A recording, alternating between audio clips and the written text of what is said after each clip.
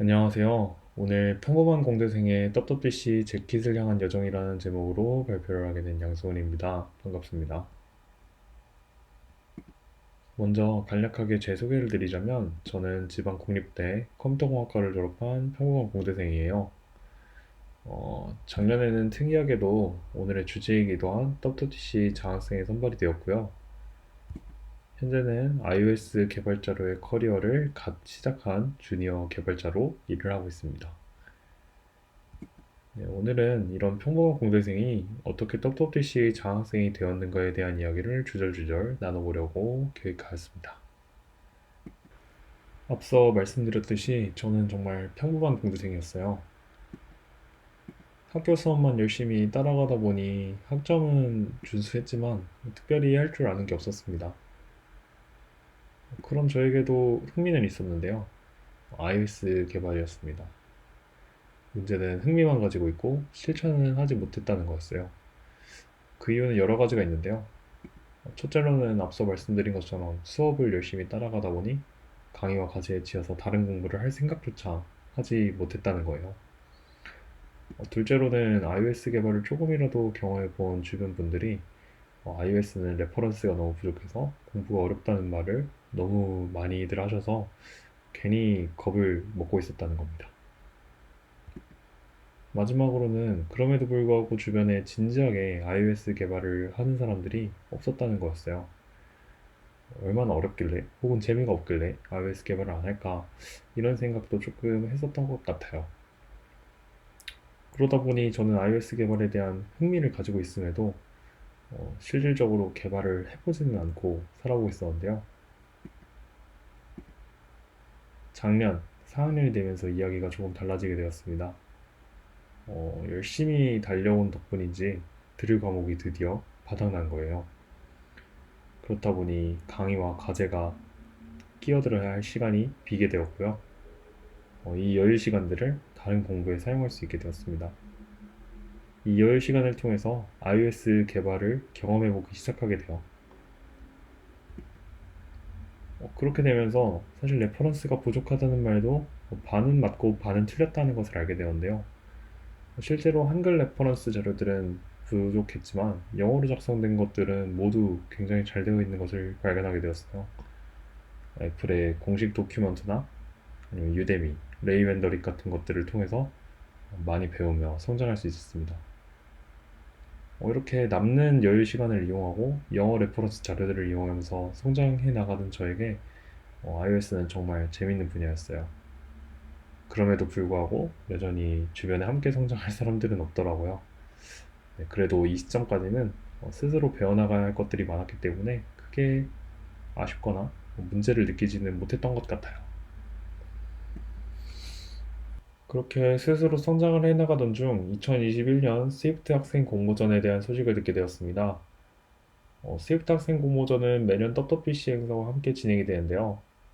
떡떡BC 이전에 전 세계 학생들로부터 참여 신청을 받아서 해당 학생들이 제출한 플레이그라운드 프로젝트를 통해 애플이 심사를 거쳐 350명의 장학생을 선물하게 되고요.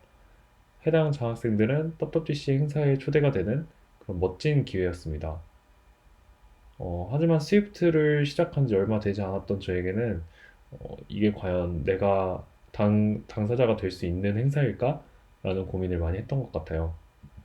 일단 전 세계에서 350명밖에 뽑지 않는데 저는 저 스스로가 많이 부족하다고 느꼈기 때문입니다.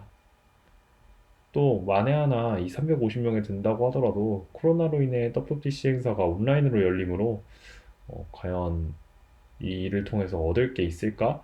라는 되지도 않았는데 벌써부터 그런 것을 걱정하는 저를 발견할 수도 있었습니다. 하지만 조금 웃긴 이유로 제 생각이 조금 변하게 되는데요. 공모전에 대한 설명글을 읽어보다가 제 생각이 조금 변하게 되었습니다. 부상으로 주어지는 것들이 매우 매력적이었기 때문이에요.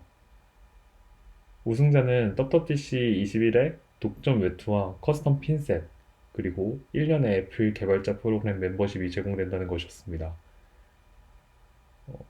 개발자 프로그램 같은 경우는 가입을 해야 하나 말아야 하나 많이 고민을 하고 있던 것인데 일단 금액이 비쌌기 때문입니다. 마찬가지로 제 스위프트 실력이 iOS 개발 실력이 별로 좋지 않다고 느꼈기 때문이기도 했어요. 즉, 이 애플 개발자 프로그램 멤버십은 돈으로 사고 싶지 않은 것이었고요. 이 독점 외투와 커스텀 핀셋 같은 경우는 돈을 주고도 살 수 없는 것이었습니다. 이런 두 가지를 모두 제공해주는 스위프트 학생 공모전은 저에게 꽤나 구미가 당기는 기회였어요. 그럼에도 불구하고 과연 내가 할 수 있을까라는 의심이 계속 들던 저는 저 스스로를 조금 더 설득해보고자 어떤 독점 외투와 커스텀 핀셋이 제공되는지 조금 찾아보기로 했습니다. 그렇게 찾아보니 어렵지 않게 어떤 외투가 제공되는지를 찾을 수 있었어요. 해당 사진은 2019년 WWDC에서 제공이 되었던 것인데요. 보시는 것처럼 항공 점퍼랑 핀셋, 그리고 WWDC 출입을 위한 이런 네임 태그가 제공된 것을 확인할 수 있었습니다. 2020년의 경우도 크게 다르지 않았는데요. 동일하게 항공 점퍼와 핀셋이 제공되었고, 2020년에는 코로나로 인해서 WWDC 행사가 온라인으로 진행되었다 보니 네임 태그는 따로 전달이 되지 않은 것 같았습니다. 지금 보면 제 킷이 조금 특이하다고 생각을 하실 수 있는데요. 이걸 확대해서 보면 이런 모양입니다. 정확히는 이건 제 킷의 안감이고요. 이 재킷은 뒤집어서 입을 수 있는 구조더라고요. 보시는 바와 같이 내부에는 이 애플의 이모지들이 가득 그려져 있습니다. 저는 이게 너무 매력적이더라고요. 정말 누가 봐도 애플이 만든 굿즈라는 느낌이 물씬 풍겼고요. 전 세계 350개밖에 없다라는 그런 희소성에서 저의 구미를 확 당겼습니다. 다른 어떤 것보다도 이 재킷을 꼭 갖고 싶더라고요. 그래서 저는 이 재킷을 얻기 위해서라도 학생 공모전에 꼭 참여해야겠다라는 마음을 먹게 됩니다. 이후에는 학생 공모전에 참여를 하려면 어떤 자격 요건을 가지고 있어야 하는지를 알아봤어요. 먼저 기본적으로 애플 개발자 계정을 가지고 있는 13세 이상이어야 했습니다. 또한 학생 공모전이라는 이름에 걸맞게 교육기관에 속해 있는 사람이어야 했는데요. 여기서 교육기관이라 함은 공인된 교육기관이나 홈스쿨, 혹은 스텝 오가나이제이션, 혹은 이번에 포항공대에 신설된 애플 디벨로퍼 아카데미를 의미했습니다. 혹은 이런 교육기관에서 최근 6개월 이내에 졸업한 후에 다음 교육기관에 합격에 대기 중이거나 이미 합격한 상태에 있는 사람도 포함된다고 되어 있었습니다. 이를 정리하자면 결국에는 우리가 생각하는, 일반적으로 생각하는 학생이면 된다라고 이해를 하면 될 것 같더라고요. 물론 작년까지 대학생이었던 저도 이 학생이라는 범주 안에 포함되기 때문에 참여에는 전혀 문제가 없었습니다. 그렇게 저의 재킷을 향한 여정이 시작되었습니다. 그래서 어떤 플레이그라운드 프로젝트를 제출해야 하는지에 대해서 확인을 해봤는데요. 리퀘어먼트에는 3분 이내에 상호작용할 수 있는 영어로 작성된 플레이그라운드가 제출되어야 한다고 되어 있었어요. 여기서 이 플레이그라운드는 아이패드나 맥에 있는 플레이그라운드뿐만 아니라 엑스코드를 통해서 실행되는 플레이그라운드도 마찬가지였습니다. 다음으로는 팀으로 참여할 수 없다는 것이었습니다. 무조건 개인으로 참여해야 하고요. 서드파티 오픈소스나 퍼블릭한 이미지 사운드의 사용은 꼭 명시해야 한다고 쓰여져 있었습니다.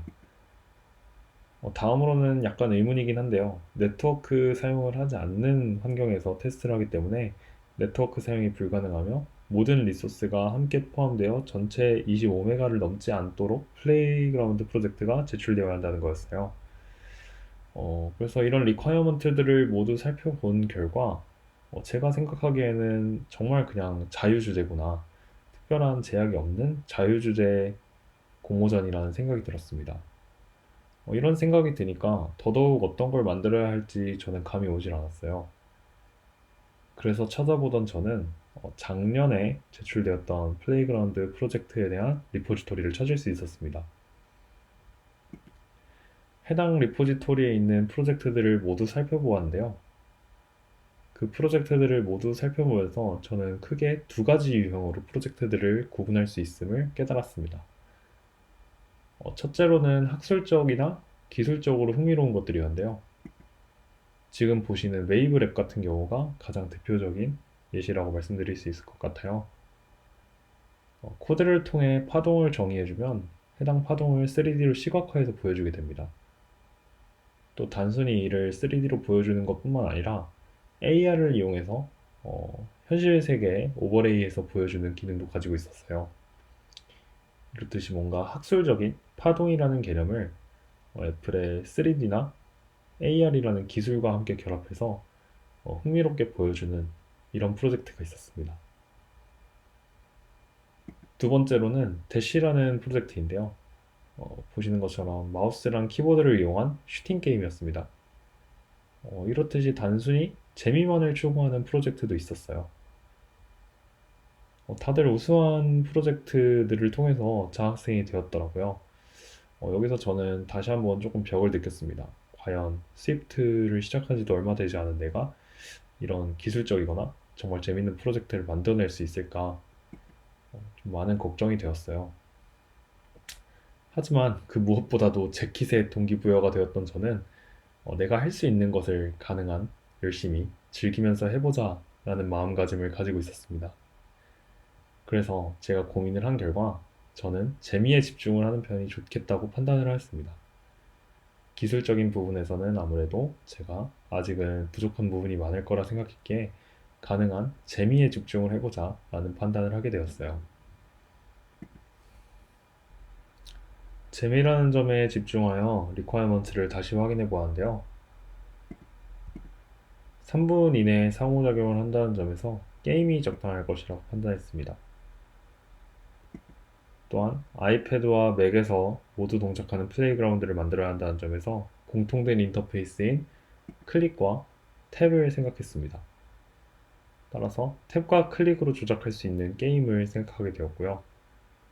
마지막으로 퍼블릭 이미지나 사운드는 사용을 명시해야 한다는 점, 또 네트워크 사용이 불가능하다는 점에서 직접 만든 리소스를 포함한 게임을 만들면 어떨까라는 생각을 하게 되었습니다.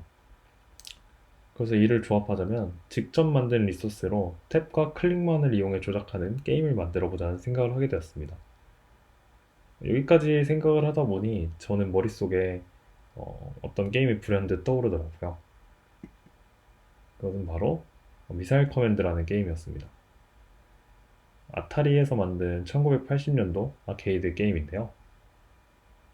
보시는 것처럼 적의 미사일 공격을 내 요격탄을 이용해서 요격해서 도시들을 지키는 것이 목표인 게임입니다. 보시는 것처럼 좌표 정보만을 이용해서 게임 플레이가 가능해요. 요격탄을 어디로 발사할 것인지 이 좌표만을 제공해주면 됩니다. 즉, 앞서 보았던 것처럼 탭과 클릭에 아주 알맞은 게임 형태라고 할 수 있었죠. 또 지금 GIF에서 보시는 것처럼 게임이 굉장히 금방 끝납니다.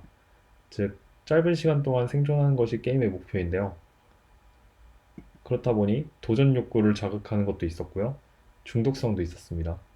또한 앞서 리퀘어먼트에 포함되어 있던 것처럼 3분 이내로 즐긴다는 점에서도 가장 알맞은 게임 형태가 아닐까 생각이 들었어요. 또 게임 형태를 조금만 바꿔서 이 스테이지 단위가 아니라 난이도를 좀 극악으로 올리도록 한다면 3분이 넘어서도 죽지만 않으면 무한하게 플레이할 수 있도록 해서 더 재미를 끌어올릴 수 있지 않을까라는 생각을 했습니다. 그리고 게임의 로직 자체가 굉장히 단순해요. 로직뿐만 아니라 에셋도 보시면 굉장히 단순합니다. 그렇기 때문에 저의 부족한 스위프트 실력으로도 충분히 만들어낼 수 있을 것 같다는 자신감을 가질 수 있었어요. 즉 이를 정리하자면 결국에 만들기도 쉬우면서 재미도 있는 게임을 쉽게 만들어낼 수 있을 거라는 자신감을 가질 수 있었습니다. 플레이그라운드 프로젝트를 개발할 때 사용한 기술에 대해서 간략하게 소개만 하고 넘어가도록 하겠습니다. 먼저 스프라이트 킷이라는 프레임워크를 사용하는데요. 이는 애플에서 제공하는 프레임워크로 2차원 공간의 도형이나 이미지, 텍스트를 그리는 프레임워크입니다. 보통 2D 게임 제작에 사용이 되고요. iOS나 macOS, tvOS, watchOS 구분 없이 모두 지원을 하고 있었습니다. 즉, 원한다면 다른 기기, 다른 환경에서 동작하도록 만드는 게 굉장히 쉬운 프레임워크였죠. 다음으로는 제가 에셋을 만든 방법인데요. 정말 간단합니다. 픽셀 아트를 이용해서 에셋을 만들면 적당할 것 같았기 때문에 이 픽셀 아트라는 웹 에디터를 이용해서 PNG 픽셀 아트를 만들어서 사용해 주었고요. BFXR이라는 8비트 효과음 믹서를 이용해서 파워 아이템 효과음이나 폭발 효과음 같은 것들을 믹싱해서 사용해 주었습니다. 이렇게 에셋과 프레임워크를 정한 뒤부터는 약 2주간 열심히 개발을 했어요.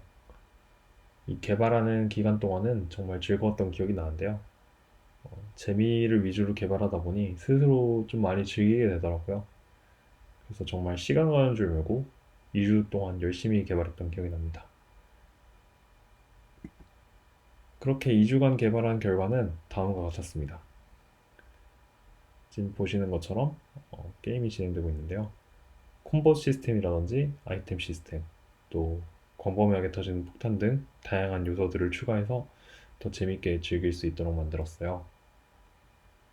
물론 뒷단에 있는 코드를 까보면 조금 부끄러운 부분들도 많습니다만 정말 즐겁게 개발을 했고 실제로 플레이 자체도 굉장히 재밌어서 정말 만족스러운 프로젝트였어요. 그렇게 시간이 얼마 지나서 애플에서도 연락이 왔습니다. 놀랍게도 350명 중에 한 명으로 선발이 되었는데요. 사실 이 메일을 받았을 때까지만 해도 실감이 나지 않았어요. 주변에서 이 공모전에 대해 아는 사람도 없었고 이 공모전에 참여한 사람도 없었기 때문에 더더욱 그랬습니다. 혹시나 메일이 잘못 온 건 아닐까 하는 생각도 했던 기억이 나네요. 하지만 이후에 애플 쪽에서 저에게 인터뷰를 요청해서 별도로 인터뷰를 하기도 했고요. 그제서야 조금씩 정말 내가 350명 중에 한 명이 됐구나 라는 실감이 나기 시작했습니다. 그로부터 그렇게 오래 지나지 않아서 애플로부터 선물도 도착했는데요. 바로 앞에서 보여드렸던 굿즈입니다. 일단 보시는 것처럼 편지와 이상한 털모자 그리고 애플의 핀셋이 들어있었는데요. 이 편지는 지금도 액자에 담겨서 제 책상 위에 올려져 있습니다. 다음으로는 가장 중요한 재킷인데요. 이 상자를 열었을 때 후드가 들어있었습니다. 네, 재킷을 향한 여정이었지만 결과적으로 재킷은 얻지 못하고 후드를 얻게 되는 그런 엔딩을 맛보게 되었는데요. 조금 많이 아쉬웠습니다. 왜냐면 그 재킷이 너무 이쁘다고 생각을 해서 학생 공모전에 참여를 했던 것이었으니까요. 그래도 애플의 한정 굿즈이기 때문에 나쁘진 않은 것 같습니다. 스위프트 학생 공모전을 통해서 얻은 것들에 대해서 생각을 해보면 크게 세 가지가 있을 것 같아요. 기본적으로 제 킷은 아니었지만 어쨌든 전 세계 350명에게밖에 주어지지 않는 익스클루시브한 공식 굿즈를 얻었다는 점 이것도 꽤 크고요. 둘째로 1년 동안의 애플 개발자 프로그램 멤버십에 구독이 되었다는 점 이 점도 저에게는 굉장히 컸습니다. 하지만 마지막 자신감이 저에겐 가장 컸던 것 같은데요. 앞서서 계속해서 말씀드렸듯이 이전까지는 그냥 평범한 공대생 1이었거든요. 그렇다 보니 내가 할 수 있을까 하는 의심들이 많았어요.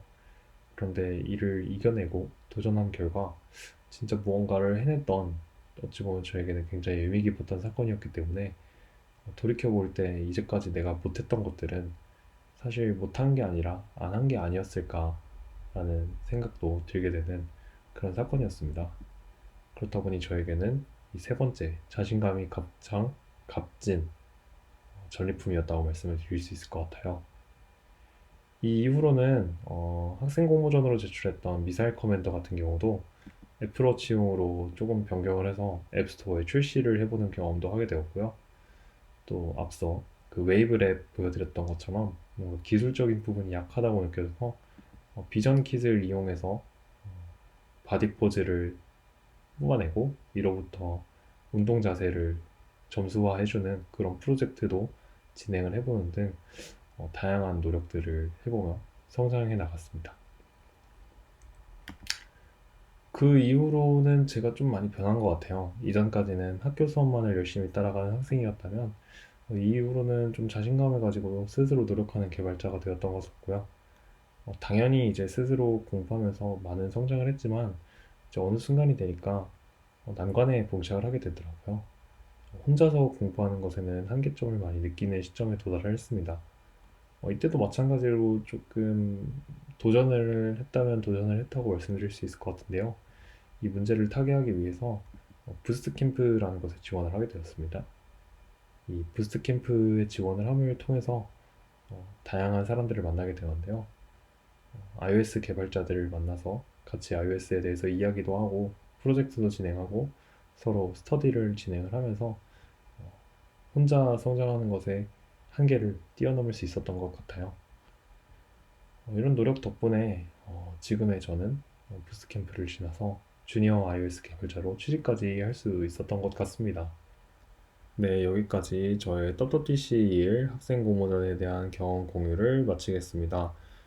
부족한 저의 경험을 긴 시간 동안 들어주셔서 감사하고요. 아직 학생이신 분이 계시다면 올해 또다시 올라올 WWDC 학생 공모전에 꼭 참여하시는 걸 저는 권장드리겠습니다. 네, 긴 시간 들어주셔서 감사합니다.